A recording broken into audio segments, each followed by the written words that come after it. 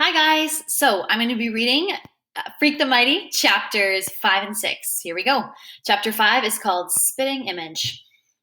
There's a place I go inside my head sometimes. It's cool and dim in there, and you float like a cloud. No, you are a cloud. The kind you see in the sky on a windy day.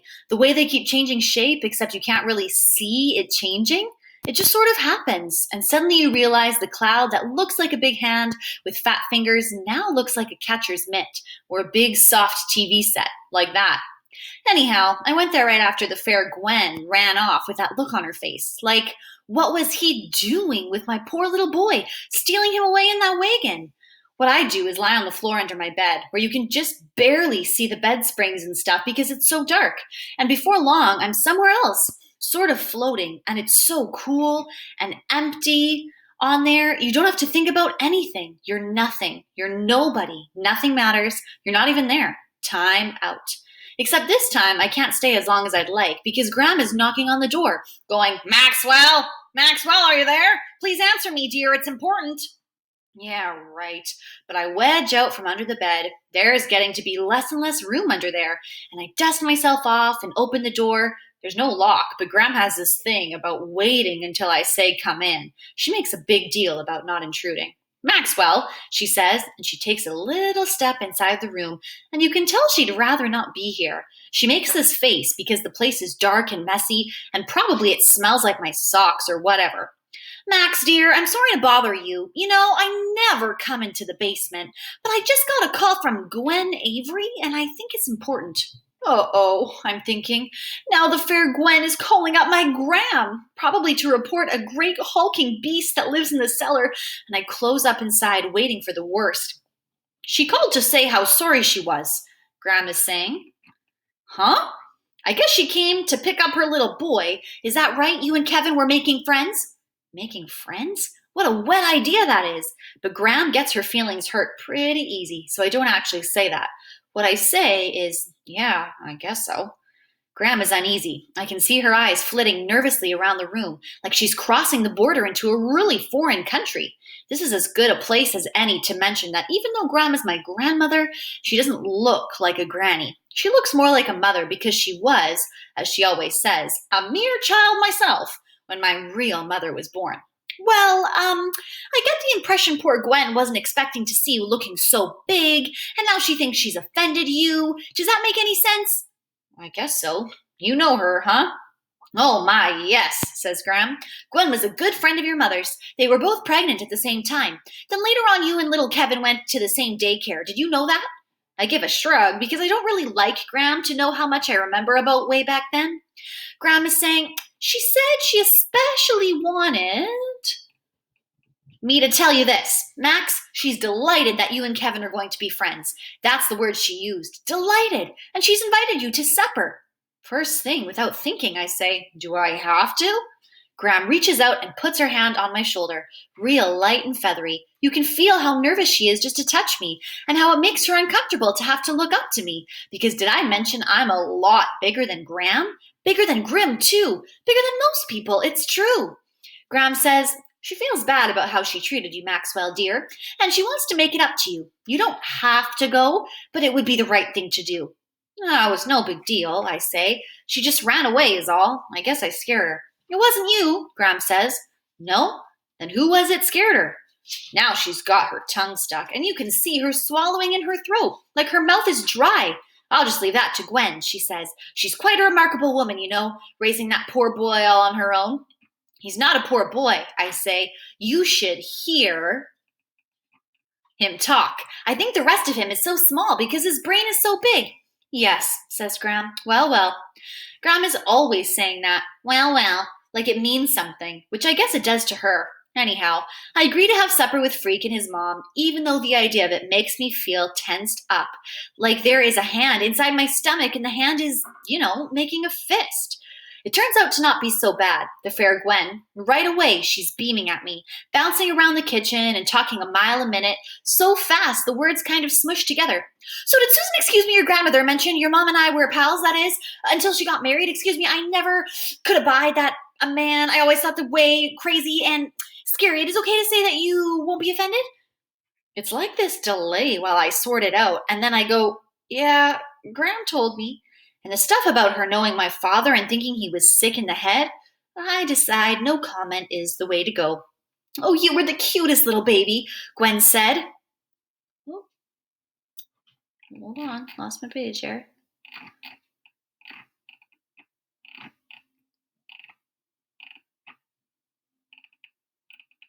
Oh, there. You were the cutest little baby, Gwen says. I remember like it was yesterday. We were all of us living over in the tenements in those days because the rent was so cheap and we were all just starting out.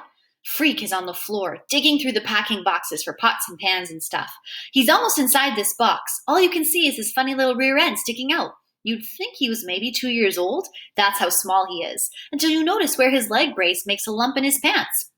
From inside the box, he goes, Hey, Gwen, leave the guy alone, huh? You're going spastic. Am I? Gwen asks. She's at the counter, going through drawers and looking for spoons or whatever. Sorry, Max. That is, I'm sorry we got off on the wrong foot. It's just, Freak's head pops out of the box, and he's got this wicked know-it-all grin. What she means is, you're the spitting image of your old man. Gwen says, Kevin, please. And her voice is real small, like she's embarrassed. Yeah, I say, everybody says that. They do? I shrug. Is it really such a big deal for a boy to look like his father? Which is typical butthead thinking, because of course it's a big deal if your father happens to be in prison, which everybody in town knows about. It's not like there's any secret about what he did or why he's there, except everybody acts like it should be a secret. And the bigger I grow and the more I look like my old man, the worse it gets. You really knew him? I say. I mean, him and my mom when they were together? Not very well, Gwen says. She's looking for a knife to slice open a pack of hot dogs. I never saw much of your mom after they got married. He made it difficult for your mother to have any friends. There's a knife on the table, and I pick it up and hand it to the fair Gwen. She doesn't really flinch away, and I decide she's okay. She's really pretty cool. So, Freak is saying, when do we eat? My fuel cells are depleted. Supper is great. The fair Gwen makes this really tasty potato salad with spices and stuff. Way better than the mushy stuff Graham makes. And we have hot dogs fried in a pan with the buns toasted up butter crisp, just the way I like.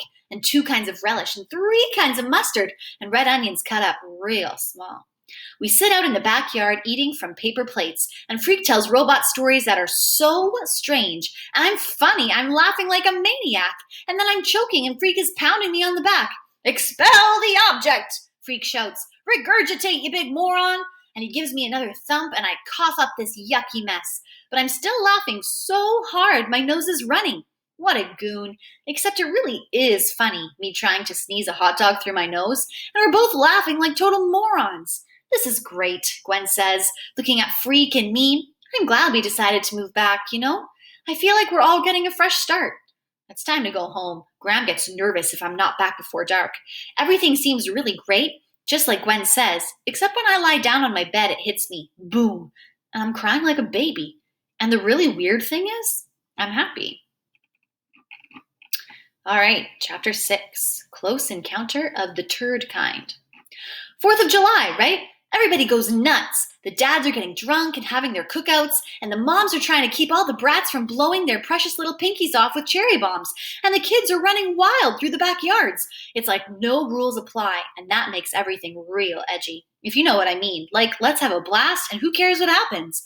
Don't get the wrong idea. I love the 4th. It's just that people tend to get all choked up about firecracker holidays, and they don't see what's really going on, which, like I say, is the dads swilling beer and acting numb. That's the basic formula. Not that Grim ever swills anything stronger than root beer. No way. The poison never crossed his lips, he likes to say, even though I've seen a picture of him in the army, and that sure looks like a bottle of beer in his hand. And he's got that same whacked by a hammer grin that dudes always get when they're drinking. Anyhow, this is the first year I get to go to the fireworks without Grim and Graham, which I've never understood because it's right down by the mill pond where I've been allowed to go for years. So why should it make a difference just because about 1 million people show up to watch the rockets' red glare over that smelly pond? The deal this year is that I get to go with Freak, which Graham thinks is a good idea because she's afraid he'll get crushed or something. She actually thinks people are going to step on him. Which just goes to show how brainless she can be sometimes and scared of everything. I mean, nobody steps on little kids down there, so why should they step on Freak? Turns out the thing to worry about is not kid stompers, but beer swillers, like I mentioned before, because Freak and I are still a couple of blocks from the pond, just kind of easing our way along when these punks started mouthing off. Hey you, Mutt and Jeff, Frankenstein and Igor, don't look around. I'm talking to you, boneheads. What is this, a freak show? I know that voice. Tony D. They call him Blade. He's at least 17, and he's already been to juvie court 3-4 times. I heard he cut a guy with a razor and almost died. And everybody says the best way to handle Tony D and his gang is you avoid them. Cross the street, hide, whatever it takes. Yeah, you, he goes. And he's doing his hippity walk, strutting along. He's got these fancy, cool cowboy boots with metal toes. Yeah, Andre the Giant and the Dwarf. Hold on a sec, I want a word with you. Only the way he talks. He goes, I want a word with ya. Except it's bad enough having to listen to the creep. I don't want to have to spell the dumb way he talks. Anyhow, big mistake. We stop and wait for Tony D, alias the Bad News Blade. Got any dudes? He asks, pretending like he's friendly. He's a couple feet away, but you can smell the beer on his breath. Also, it smells like he ate something dead. For instance, roadkill. But maybe that's my imagination. Pay attention, Tony D says. I asked, did you got any? Freak, his chest is all puffed out and his chin looks hard, and he's looking right up at Tony D, and he says, got any what? Tony D has his hands on his hips, and his punkster pals are trying to get closer, working through the crowd. He leans over Freak and he says, Boomers, you little freak, M80s, maybe a rack of cherry bombs. Is that what's making a lump in your pocket, huh? Freak starts to hump himself away, trying to walk faster than he can, which makes his leg brace bump against the ground. Come along, Maxwell, he says over his shoulder. Ignore the cretin. Blade goes, Hey, what? And he moves right in front of Freak. Want to say that again, little freak man? Freak says, cretin, C-R-E-T-I-N, defined as one who suffers from mental deficiency. Hearing how little tiny Freak is dissing the fearsome Tony D, alias Blade, I can't help it. I laugh out loud. Tony D is looking up at me, and he's showing his white teeth. I swear they've been sharpened to look like vampire teeth. And I go, uh-oh, and start to get real cold inside, real icy, because I can see that Blade is trying to make up his mind. Is he going to fight me, or is he going to kill me quick? Just then, I hear the whoop of a siren, and like a miracle, this cop car comes out of nowhere, heading for the mill pond, and Blade takes one look, and he and his punksters are out of there, burning rubber in their Reeboks. Freak goes, whew, that was a close encounter of the turd kind. And it takes me a second to get the joke, but then I'm laughing, amazed he can be so cool about it, like it was no big deal that Tony D was after us. You can take him, right? He asks a couple minutes later. I go, are you kidding? You can't just fight Blade. You have to fight his gang, too. You mean you couldn't take him and I was giving him lip? That's about the size of it. Freak goes, oh my God! And he's shrieking and laughing and whooping it up so loud that everybody is looking at us like we're total goons, which isn't far from the truth. Freak hasn't got his crutch tonight, just the leg brace, and he's laughing so hard he falls down. Not that he has far to go. Anyhow, I pick him up and I'm amazed at how light he is. Like it's nothing for me to lift him. And maybe that's where I get the idea, because later, when we're down by the pond and the first of the rockets is streaking up, Freak is making a fuss because he can't see. There are so many people crowded around. All he can see are feet and knees, and people are lifting their little kids up to see the fireworks explode like hot pink flowers in the sky. And so I just sort of reach down without thinking and pick Freak up and set him on my shoulders. He's kind of trembly up there until he grabs hold of my hair to steady himself. And then the first really big rocket whams off, a humongous thud. And I can feel it in my stomach. And Freak is shouting, all right! And I know it's okay. He's not flipped out because I picked him up and put him on my shoulders like he was a little kid, instead of possibly the smartest human being in the whole world. Magnesium! He shouts as the white sparkles glitter down over the pond.